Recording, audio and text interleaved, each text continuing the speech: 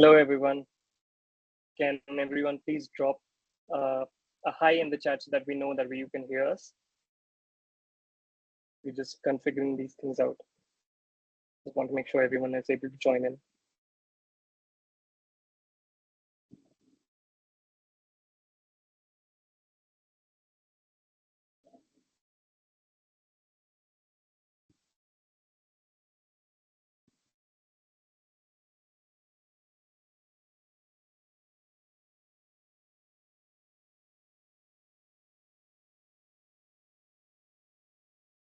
Perfect. We'll just wait for a minute or two to start the webinar so that more people can join in as you're joining in right now. And then we can start the webinar as scheduled.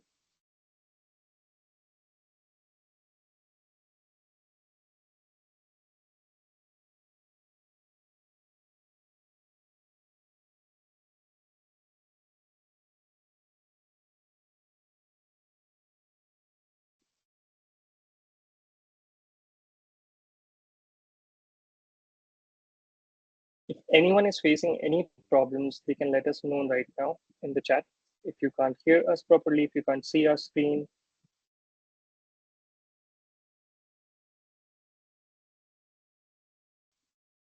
can everyone see our screen, the presentation that we're sharing?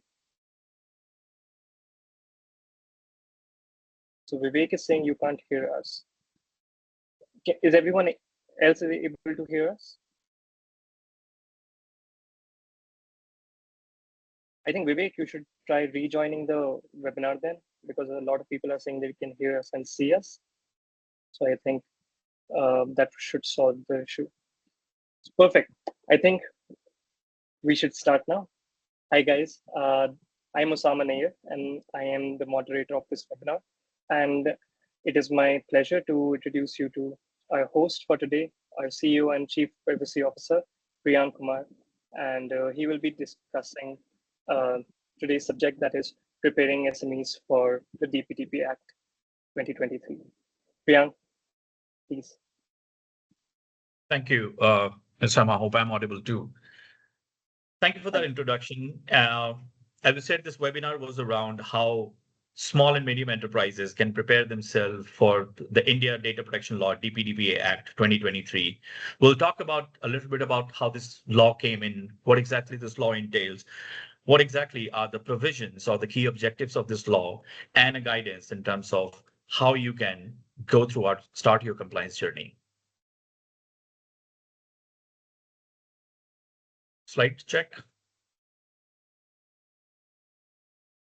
It's taking them some time to load. I have shifted. Latency. All right. India now has a data protection law. We've been living in a country where we had a lot of regulations in terms of the digital data. We would talk about the IT Act 2000 and others, compliance and regulations that were talking about how an organization can ensure they have the digital trust with the personal data or the data they've been collecting. But there was nothing specific to the likes of a data protection law, something like what we have seen globally, like GDPR or PDPA or PDPL, other laws that we've seen in the country. Last year, August 11, 23, India came along with their own data protection law, which is DPDPA Act 2023, when it was cleared by both parliaments and assented by the president, and the law was officially enacted. So what this law means to us, if you'd like to talk about overview of the DPDPA Act, it brings a lot of stringent measures and it brings a lot of checks and balances and how organizations, which are known as data fiduciary in the law, are going to handle personal data as a part of the providing goods and services to the consumers. To ensure that we understand the jargons, any organizations who process your personal data, who collects your personal data, whom you submit your personal data, are known as data fiduciary in the law. People like us, you and I, who provide our personal data to organizations, are known as data principals of within this law. And the people who data fiduciary further outsources as a part of the services providing to us, if they further outsource, they are known as data processors. The reason I wanted to make it clear, because you will be probably hearing much more these terminology very frequently in this discussion or webinar. Now, when organization collects someone's personal data in order to provide goods and services, they need to do such under a valid grounds of processing, which means you just cannot process or collect someone's data because you have to, or you have to run your business. There are certain measures you have to be cognizant of, that how are you going to collect the data, record the data, transfer the data, store the data, use the data, delete the data, and for even archive the data. Those are known as the grounds of processing. The DPDPA Act has suggested that if you are collecting personal data, you must be doing this with a valid consent of the person. It's my data, it's not yours. So if I'm giving my data to you because you are going to provide me with the goods and services, or you're trying to sell your products to me, it's important that you have my valid consent. Now, the valid consent is something that we'll also talk about in upcoming slide, which is the pivotal aspect of this law in terms of the legal grounds of processing. We'll delve more into it. But the key objectives that the law brought in is to ensure we are collecting someone's personal data. We are using someone's personal data with a valid consent. This law also emphasized on the fact that the data that we're collecting should not be more than what we really need to provide such services. So the principle of data minimization was introduced, where you do not collect more data than you really require to provide certain services. Law further prohibits you to use secondary use of the data. It says the data that you collect needs to be specific for the reason why you have collected it. So if I give my data to you for a purpose X, you should not be using it for purpose Y unless you have taken an explicit consent from me to process such data for the purpose Y. I call them modern day privacy law. One of the things that they bring is a lot of empowerment to data principles, or for a person like you and me. We now have rights under this this law. Why? Because this law stems from the fact that we're talking about fundamental right of privacy in our constitution. So this law ensures and empowers data principles or citizens like us rights under this law. We can go into an organization and talk about, why are you processing my data? What kind of data do you process when you collect personal data from me? Who do you transfer this data? How are you securing my data? Are you going to delete my data? Or can I withdraw my consent? So there are a lot of rights in terms of delete my data, access my data, erase my data, don't transfer my data. I would like to nominate somebody. These are the empowerment that has been given to people as a part of this law. Another key area that this law focuses on is, how are you transferring this data to your vendors or processors? You could be a data protection compliant organization, but if you transfer your data to a company for further processing who are not data protection compliant, and they do either a secondary use of data, or there are technical issues or security issues with the data, then you as an organization are responsible. Further, this law also talks about doing an impact assessment on the data you have, perform an annual audit, understand and evaluate your risk, and propose mitigations in case if you identify any as a part of complying with this law. Now, this compliance is important for all. This is a cross-sectoral law. It applies on every sector. It applies on every business. But why it's more important for the SMEs is because we're not only talking about legal requirement. We're talking about business enablers. This law enables organizations to generate that digital trust with the data principles and to portray themselves as a data protection compliant organization for their clients. So I say this law is just not a legal requirement mandated by the government of India, but also a business enabler, a business necessity that brings a lot of financial and reputational powers to you, and non-compliance results in damages. Not to mention, customer digital trust is a pivotal aspect of doing a business, and this law will take care of this. Next slide. So we'll further delve into more key provisions of this law. This law talks about lawful processing, and that is what I was talking about. How do you ensure that you're processing a data as per the law? The first thing, it has to be lawful processing. You do not process someone's data for the purposes which are not explicitly allowed by the Indian laws. Second, grounds of processing. When you process someone's data, you need to rely on an available or a prescribed ground of processing, which is, in majority of the cases, is consent.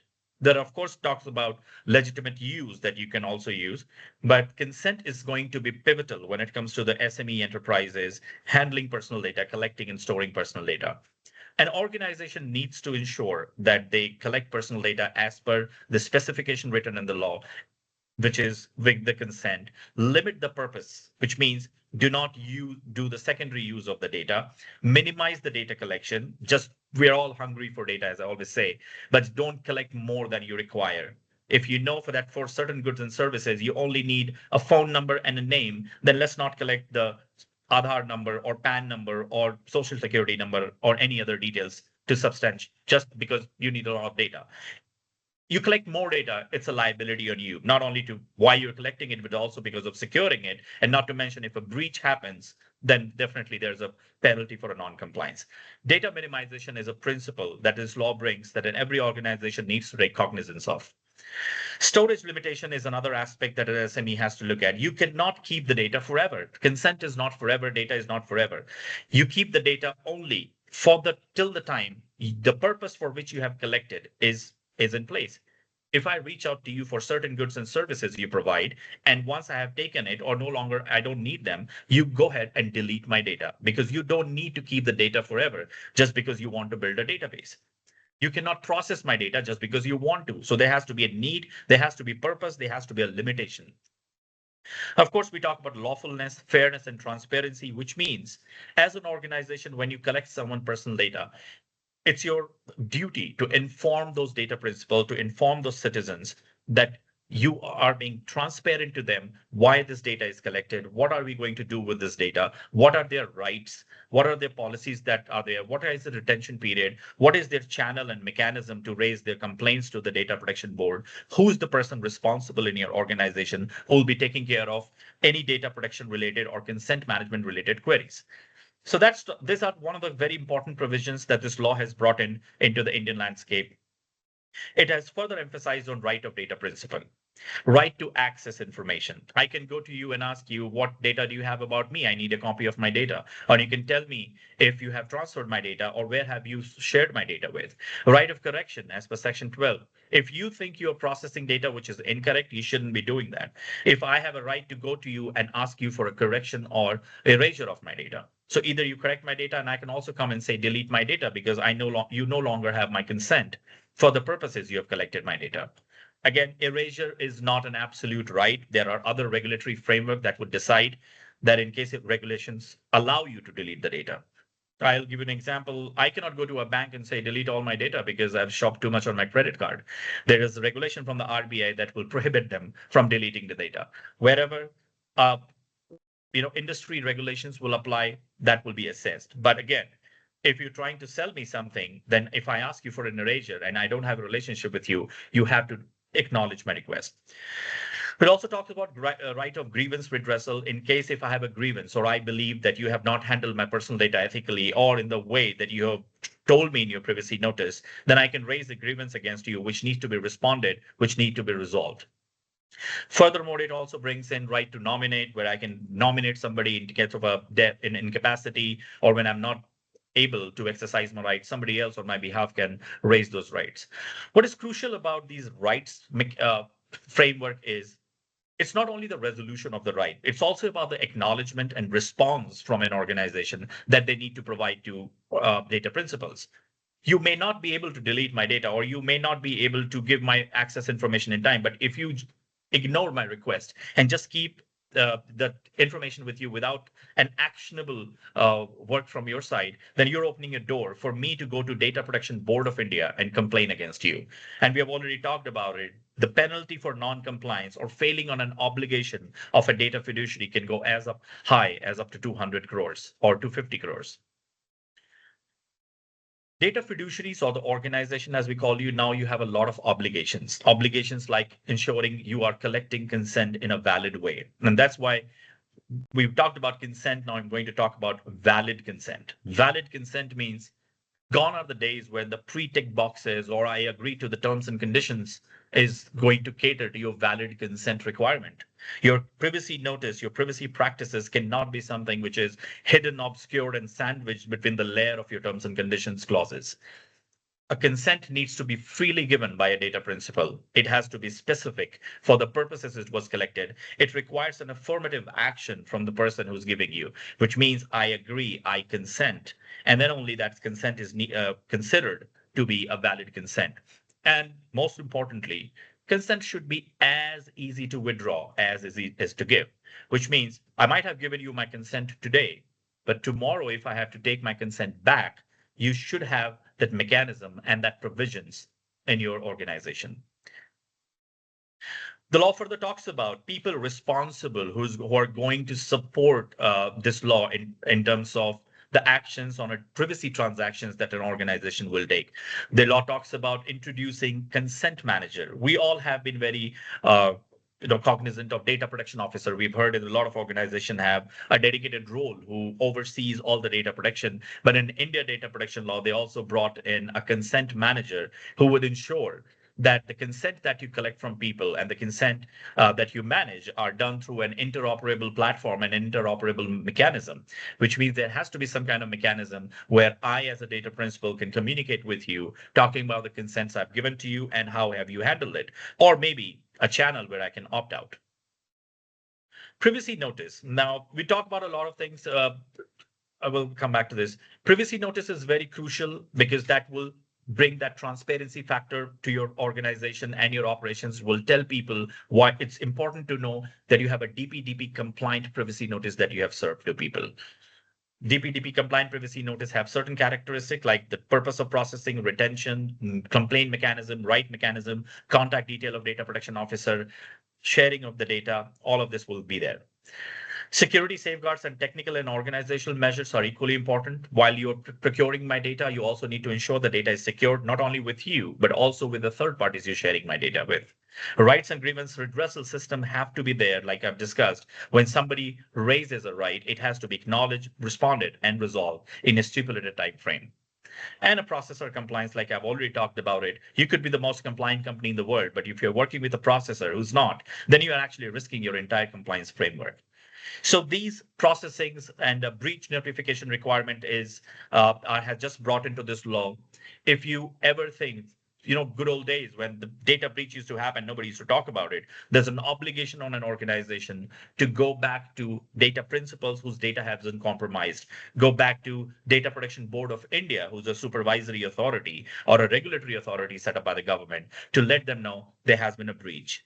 So these informations are these fairness of transparency, bringing privacy notice, valid consent management, rights mechanism, breach mechanism, third-party compliance, technical organizational measures, people responsible for privacy are the key highlights of this law that data protection law has brought us as a DPDP Act. Now, how do we go about it? There has been a question is already, we know what the requirements are, but what should be the first step we should take? All across, this organizations, when I meet every day, I meet with different organizations. They have notices coming either from the regulatory body, their investors, their clients, their prospects saying, have you started your data protection compliance journey? Where are we? Are you a data protection compliant organization? What are the steps we can think of as a beginner to go ahead and start to achieve our compliance? Identify and document personal data. Unless you know what you have, there is no way you can start your compliance journey. So you need to know what kind of data do you have? What are the incoming channels of those personal data? We call them PII, which is the personal identifiable information. You need to identify what PII do you collect for what kind of business activity you have, what kind of processing activity you have, what kind of channels, website, apps, in stores, in person. Where are you collecting this personal data from? You have to do that identification. We call, there's the concept of bringing a register of processing activity, which lists all data sources that are in your organization, including the tools, including the channels, including softwares and systems, where you identify and then the document what the data that you process and why are you processing it. Implementation of policies. Organizational really need to create a personal data framework within this organization. That framework constitutes of standard policies and procedures that allows and helps and facilitates data protection within an organization. Now, you've seen about privacy policies and privacy notice. A lot of us, we don't really differentiate between them, but privacy policy is an internal policy, and privacy notice is what you give to people. Bringing in privacy policy for processing, bringing in employee privacy policy for that matter, bringing in impact assessments, having a methodology and a process and procedures for data protection rights management, or creating a design and mechanism and a flow of addressing a data breach, security incident response systems, appointment of a data protection officer.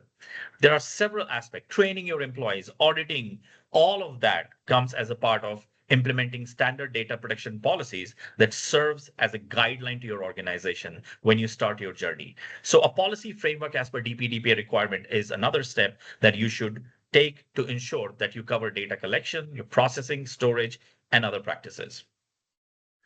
Develop an enforcement of privacy policies. Now, this is against, which is very similar to what we have already discussed. Your organization will now see roles. We talked about consent manager, data protection manager. People, everyone in your organization will have an additional roles and responsibility to manage the compliance. Some organizations who are big will probably have an entire privacy office. Smaller organization can start with consent manager. Significant data fiduciaries can go with data protection officer or a team who's specialized in handling data privacy or data protection requirements. Employees, when it comes to employees, they always say that data protection is not something which is only a responsibility of organization leadership. While the leadership of your organization are very cognizant, they know that there is a law, they know the compliance, they know the ramifications of non-compliance, they understand data security and data privacy, they understand everything. But what about every second employee in your organization? Upholding an organization data protection standard is not a leadership job, it's every employee's job. As an organization owner or as a leadership, you need to ensure that everyone in your organization have at least one level of data protection training. We always say that from the president of the company to the somebody who has the point of sale should always understand that while doing their job, the data that they're collecting belongs to somebody else and does not belong to them. And there are certain practices, there are certain mechanisms, there are certain rules that they need to follow when it comes to processing of certain data.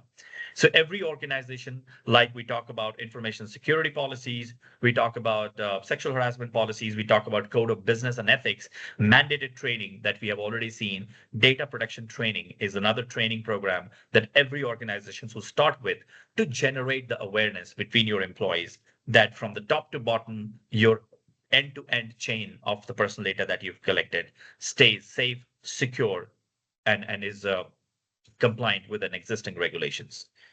Of course, there's much more that we can talk about in terms of achieving the compliance. We talk about the framework, we talk about the audits, we talk about the third-party assessments, ensuring you're only working with the data protection compliant vendors and not with just a vendor who has no data protection mechanism in their place. We talk about doing training to your employees. It's important that we also have a comprehensive audit, which is based on the requirements of the law. Every section in the law gives you certain requirements that you have to follow. Ensure that that's been taken care of. And once this is all done, complete an audit and ensure that you're a data protection compliant organization. You might be even, we will be facing some organization who have a large customer size or a very huge data principal size might also require assistance from tools and automations that will help them to manage day-to-day privacy transactions. Like if you're a large organization, you'll probably be collecting hundreds of consent or thousands of consent a day and thousands of requests a day. Also look at another steps that I would recommend you to go ahead and explore the tools that you can use as a part of achieving your compliance, facilitating your compliance, assisting your data protection officer. Well, there is much more to talk as we love to talk about privacy, but this was a very high level overview that I just wanted to present to the audience about what India data protection law is and how can we take the first step towards this compliance.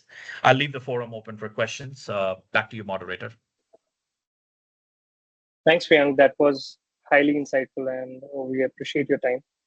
If anyone has any questions, please put them forward so that we can get them answered by Priyank himself.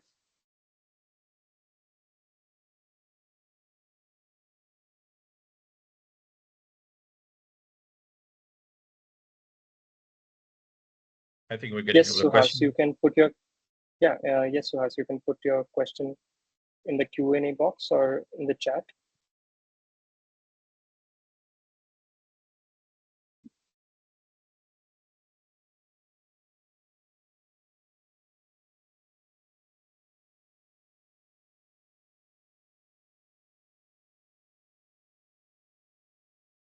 I see a question coming in. It says, is this act applicable now? Yes, this act is. So there are two parts of the act. One is the enactment. Second is the enforcement. The law has been enacted officially. The act is applicable right now. There are certain guidelines and rules which are about to come, which will further provide you more granularity on how do you implement this law. But yes, the act is pretty much applicable right now. It has been enacted and it is awaiting enforcement. I also see another question coming in. Thousands of consents are collected every day through large stores and other channels. How can we manage and track these consents effectively, given the challenging nature of consent management? That's a very good question. I think it's been raised by Abhilasha. Yes, larger firms who collect a lot of data because you have stores where people are coming every single hour and you have hundreds and thousands of consent. That's what I was talking about. One of the way you can achieve is to ensure that you go ahead and deploy a solution in your organization, because you cannot do paper consents, you cannot do this manual consents, because the consent is not only you're supposed to be collected, it has to be recorded, it has to be verifiable, it has to be opt-out. I recommend, in order to combat this challenging nature of the consent you've just mentioned, it will be advisable to go ahead and deploy certain automation tool like a consent management tool that you can look forward to mitigate this problem. Yeah, also Vineet see is asking, how can we perform data discovery? Well, Is that data something you can discovery answer? yeah. When I say data discovery, I would always talk about personal data discovery. Personal data discovery can be done in multiple ways. One of the way is to identify the main stakeholder in your organization, find out about their processing activity, the PI that comes to them, the processing activity, behavior, the way you're collecting, recording, storing, and transferring, and explore with them, along with the systems where the personal data is there. There are also automated tools in the market who can do the data discovery. There are AI-based tools who can just go and find where the data is. But I think the first step of this compliance that I always recommend my customers and my prospect is to ensure that we really don't have to do a lot of data discovery. Try centralizing your data in a much more structured format so that we don't have to discover the data, we just have to manage the data. Also, Priyank Subramaniam Reddy is asking, what would be approximate duration to comply once law is enforced? Well, there is nothing. It's a law compliance, so there's no duration, as in they have recommended that when you can do this. And of course, everybody's required to start their compliance journey. A usual compliance cycle takes more than around 3 to 6 months, depending on the size of processing and the nature of business you have. But there is nothing that has been prescribed by the government that they will give you another 6 months to comply. Well, let's see if the rule comes up and if there is anything new that we'll find out. Is it, Sujay is asking, is it mandatory compliance linked to any quality certification like ISO? No, so one of the things, there's no certification about this DPDPA. You will meet a lot of people who are trying to give you a certification. Please understand this is a law and not a standard. ISO talks about standards. DPDPA is a law. Nobody will certify that you're lawful. You just have to ensure that you have certain evidences to prove your compliance with the law. It's a self-compliance that you have to take.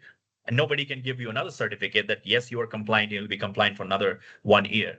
As I say, you could be an absolute compliant company today, but tomorrow, if you do not respond to a data subject rights or a data principal right in a time frame, you're just being non-compliant the next day. It's an ongoing compliance. It's a monitored compliance. It's a law compliance. There is no certification or there's no like ISO. But yes, certain aspects of ISO like 27001 definitely acts as an enabler for you from a security perspective. So Hanumantha is asking, is GDPR help to implement this act? Hope you are giving consultancy on this. Yeah, so we have a longer history with GDPR. DPDP is not something that we started with. We also have another company that we've been working for the last 8 years. We've been doing GDPR consultancy. This law has striking similarity and has drew a lot of inspiration from GDPR. So if you're a GDPR compliant organization, you have actually done, at least you've cross half of the DPDPA journey as well. So you only have to work on this 50% of the DPDPA tweak. That's the uniqueness of the law has brought into. But yes, we also provide GDPR consultancy for the customers or the prospects who have businesses or outside India or who cater to data subjects within the European Union and the UK.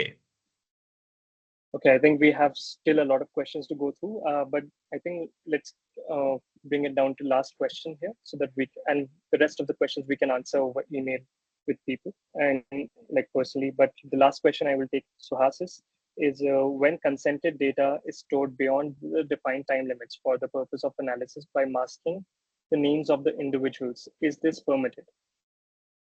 Yeah, let's just simplify it to us is yes, when you store the data, you said you have masked the data. So that means it's not a anonymized data. You're talking about pseudonymized data because there is always a key.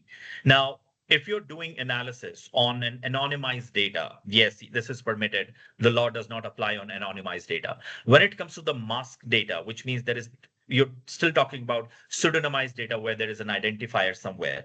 So yes, we do not recommend masking is a great mechanism to ensure data security, but keeping the data beyond the permitted time is not permitted, even if the data is masked. We always recommend do those analysis on an anonymized data, not on the masked data, because if the masked data can be unmasked, there are definitely provisions for that. Okay, we still have a lot of questions to go through. I'm really sorry, everyone, that we cannot get back to everyone.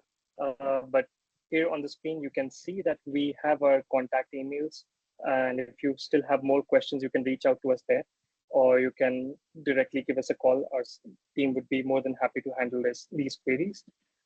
Thank you, Priyank, so much for your time and patience and for giving this lovely presentation and answering these people's addressing these people's queries. I think this was a great session, and we look forward to addressing everyone's questions personally on email.